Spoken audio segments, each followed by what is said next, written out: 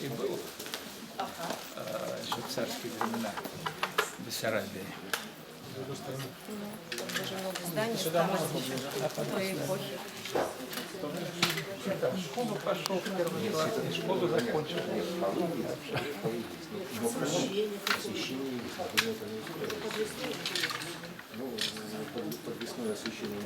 Шаг назад сделайте.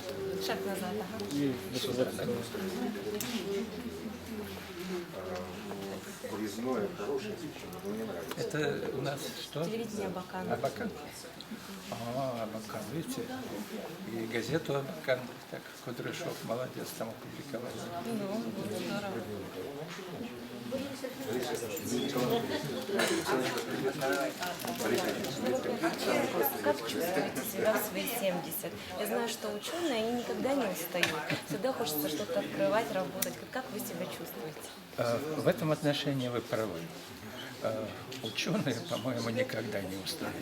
Но с точки зрения, конечно, уже начиная чувствовать свой возраст, уже не такой бегучий. Ведь в молодые годы, вы прочитали, наверное, я почти всю Хакасию, да не почти всю Хакасию пешком исходил, потому что в те годы автобусы не доходили до многих пунктов. Ну, допустим, там, где Ирина Исаевна, моя супруга, жила, автобус не ходил, приходилось туда пешком ходить. Да еще вечером однажды пошел, так встретился с горной хозяйкой, это же был ужас.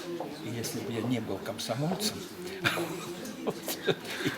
и человеком, который воспитан на атеистическое начало, я бы струхнул, убежал. Но я же чувствовал, что я не должно этого быть. Она на переводе мне встретилась. А потом, когда уже ближе стал подходить, казалось, что это дорожный знак. Хотя бабушка мне сказала, когда я пришел туда, что нет, сынок, это на самом деле была горная хозяйка. Она встречается только счастливым людям. Вы счастливый человек? Ну, в целом, да. Потому что как бы те планы, те цели, которые я себе ставил в молодые годы, в принципе, я сделал. Но она сказала, что я никому не говорил, что я случался. Иначе не повезет. Поэтому, наверное, есть моменты, когда и не везет. А чем сейчас работаете? Вообще расскажите о вашей сегодняшней жизни. Вот вы знаете, как бы проработав одну тему, я к ней уже остываю. Ну, допустим, был период, когда уже наступило 60 лет, и я так понял, что я уже не молод, я обратился к нашим верованиям, поближе к Богу. Поэтому издал целых 3 книги. Ну вот, традиционный шаманизм, бурханизм, архаические обычаи, обряды. Я когда это проработал, то у меня интерес немножко пропал. И что меня заинтересовало? Я же поначалу занимался проблемами происхождения, значит, самих хакасов, происхождения их родов. Вот. Потому что, собственно, эта тема была не поднята. Вот. А когда вот уже в своем возрасте я посмотрел, что еще осталось неизученным. А неизученным осталось у нас, знаете, вот культура, которая стоит на стыке материальной и духовной. Это национальная одежда и это наша орнаментальная культура.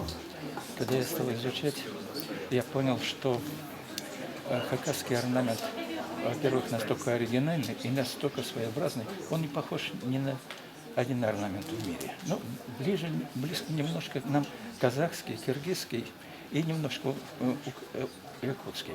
Но в целом это неподражаемая вещь, которую, к сожалению, сейчас уже забывают и не знают. То, что делается сейчас вот, нашими мастерицами вышивается, это, конечно, уже несколько не то. Многое ушло. Вот, допустим, был такой художественный шов, по-хакасски называется чек. Это, знаете, он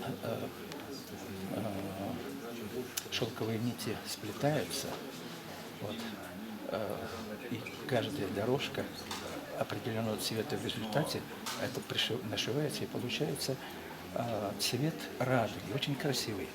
Во-первых, это трудоемкая работа. И современные уже мастерицы не могут это делать. Это большие затраты времени.